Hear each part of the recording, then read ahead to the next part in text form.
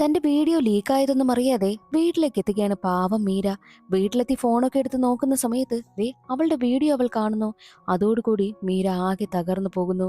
ശേഖർ വീട്ടിലേക്ക് എത്തുന്ന സമയത്ത് ശേഖറിന്റെ അടുത്തേക്ക് മീര ചെല്ലുമ്പോഴും ശേഖർ അവളെ തള്ളി മാറ്റുകയാണ് ചെയ്യുന്നത്. ശേഖറിന് മീരയോട് നല്ല ദേഷ്യമുണ്ട്.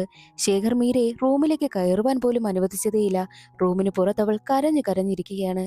ഇനി ഇങ്ങനെ ഇരുന്നാൽ ശരിയാകില്ല എന്ന് ചിന്തിച്ച് മീര നേരെ റെഡിയായി സ്കൂളിലേക്ക് എത്തുന്നു. എന്നാൽ സ്കൂളിലേക്ക് മീര വരുമ്പോഴോ കുട്ടികളുടെ പാരന്റ്സ് എല്ലാവരും എത്തി മീര ഇനി ആ ഒരു സ്കൂളിൽ വരാൻ പാടില്ല എന്ന് പറഞ്ഞ് പ്രശ്നമുണ്ടാക്കുന്നു. അതോടുകൂടി മീര ആകെ തകർന്നു പോവുകയാണ്. ഈ ഒരു പ്രശ്നം ഇങ്ങനെ നടക്കുന്നത് കൊണ്ട് തന്നെ മീര നേരെ എത്തുന്നത് തന്റെ കൂട്ടുകാരിക്കടുത്തേക്കാണ്. അതിൽ നിന്നുമാണ് ഒരു കാര്യം മനസ്സിലാകുന്നത്. ഇതൊരു വീഡിയോ ഒന്നുമല്ല. മീര കോളേജിൽ പഠിച്ചിരുന്ന സമയം ഒരു പയ്യനുമായിട്ട് പ്രണയത്തിലായിരുന്നു. ആ സമയത്ത് അവർ രണ്ടുപേരും ഉണ്ടായിരുന്ന നിമിഷത്തിലെടുത്ത വീഡിയോ ആയിരുന്നു അത്. അതുകൊണ്ട് തന്നെ കാമുകനെ കാണുവാനായിട്ടും മീര എത്തുന്നുണ്ട്. വീഡിയോ കുറിച്ചുള്ള കാര്യമൊക്കെ മീര ചോദിക്കുമ്പോൾ സത്യത്തിൽ ഞാനത് മനഃപൂർവ്വം ലീക്കാക്കിയതൊന്നുമല്ല. എൻ്റെ ഫോണിൽ ആ ഒരു വീഡിയോ ഉണ്ടായിരുന്നു. ഞാൻ മൊബൈൽ സർവീസിന് കൊടുത്ത സമയത്ത് അവർ ലീക്കാക്കിയതാണ്. അല്ലാതെ ഞാനൊന്നും ചെയ്തതല്ല എന്നുള്ള കാര്യം കാമുകൻ പറയും. അല്ല, നിനക്ക് ആ ഒരു വീഡിയോ ഡിലീറ്റ് ചെയ്തിട്ട് സർവീസിന് കൊടുത്തുകൂടായിരുന്നോ?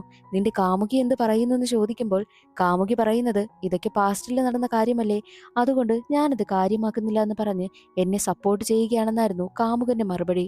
ഒരാണ് ചെയ്തു കഴിഞ്ഞാൽ അവന് സപ്പോർട്ട്, അവനൊരു പ്രശ്നവുമില്ല. പക്ഷേ അതിലൊരു പെണ്ണും കൂടി ബാധിക്കപ്പെട്ടു കഴിഞ്ഞാലോ അവൾക്കാണ് കുറ്റം മുഴുവനല്ലേ എന്ന് മീര മറുപടി പറയുന്നു. ആ ഒരു വീഡിയോ കാരണം മീരയുടെ ജീവിതമേ തകർന്ന അവസ്ഥയിലാണ്.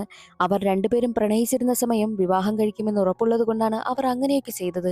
എന്നാൽ പല കാരണങ്ങൾ കൊണ്ട് അവർ പിരിയുകയുണ്ടായി. പക്ഷേ ഇന്ന് അത് ഏറ്റവും കൂടുതൽ ബാധിച്ചിരിക്കുന്നത് മീരയെ മാത്രമാണല്ലോ.